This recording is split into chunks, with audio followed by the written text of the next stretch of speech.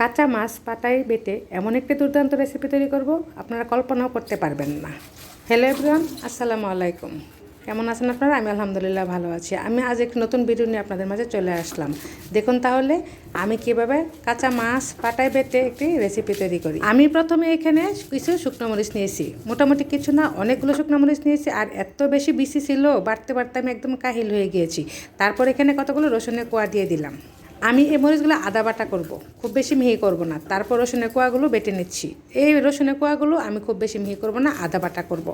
এই গরমে এই মরিচগুলো বাটলে কিন্তু হাত একদম জ্বলে যাবে, তাই না? কিন্তু না, আল্লাহর রহমতে আমার কোনো সময় হাত এত বেশি জ্বলে না। তারপর দেখুন আমি এগুলো ভালোভাবে বেটে নিয়েছি। আর খুব বেশি মিহি করব না, আমি তো প্রথমে বলেছি মিহি করব না, একটু আদা বাটা করব। তারপর এখানে আমি একটু আদা বাটা দিয়েছি, আদা একটু দিয়ে দিলাম। তারপর এর মধ্যে দিয়ে দিলাম হলুদের গুঁড়া, আর দিয়ে দিলাম ধনিয়ার গুঁড়া, আর সামান্য লেবুর রস। এখন ভালোভাবে মেখে নিয়েছি। মেখে নিয়ে আমি এর মধ্যে রুই মাছের টুকরোগুলো দিয়ে দিচ্ছি। আর এখানে যে যে খুশি মাছটাও দিতে পারেন, আমি এখানে রুই মাছগুলো দিয়ে দিলাম। এই যে রমজানে যখন আমার অনেকগুলো মাছ এনেছিল, এখানে আসলে রুই মাছ এনেছিল, তারপর এনেছিল চিংড়ি মাছ এবং ইলিশ মাছ। চিংড়ি মাছ ইলিশ মাছের চাপে পড়ে রুই মাছ আর খাওয়া হলো না। তারপর এই মাছগুলো মোটামুটি তো অনেক দিন হয়ে গেল, এই জন্য আমার বেশি দিন হয়ে গেলে আবার মাছ খেতে ভালো লাগে না। আমি এই রেসিপিটা তৈরি করে ফেললাম।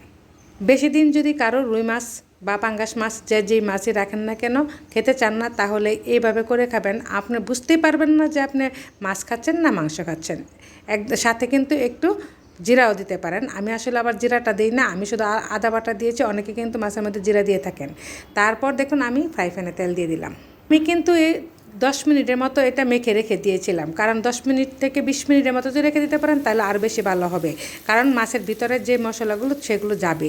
আর আমি 10 মিনিটের মতো রেখে দিয়েছিলাম। তারপর আমি আস্তে আস্তে ফ্রাই প্যানের গরম তেলের মধ্যে এটা ছেড়ে দিচ্ছি। আমার ডুবো তেলে দিতে হবে না, মাছ ভাজার মতো তেল দিলে কিন্তু চলবে। আমি এক এক করে সব কিছু দিয়ে দিলাম এর মধ্যে। আমি কিন্তু লবণ দিয়েছি, আর লবণের কথা কিন্তু বলি নাই, যার কারণে আমি আবারও বলে দিলাম। আর লবণ কিন্তু অবশ্যই দিতে হবে, তা না হলে কিন্তু খেতে পারবেন না। তখন তো ভিডিও দেখে বলবেন যে আপা আপনি কি লবণ দেন নাই, তাই আমি আবার বলে দিলাম যে আমি লবণও দিয়ে দিয়েছি। এখন দেখুন আমি এটা ফ্রাই করে নিচ্ছি।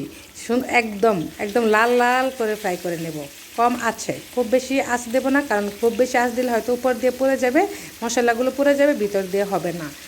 আর এটা 5 থেকে 7 মিনিটের মতো লাগছে এটা ভাজতে।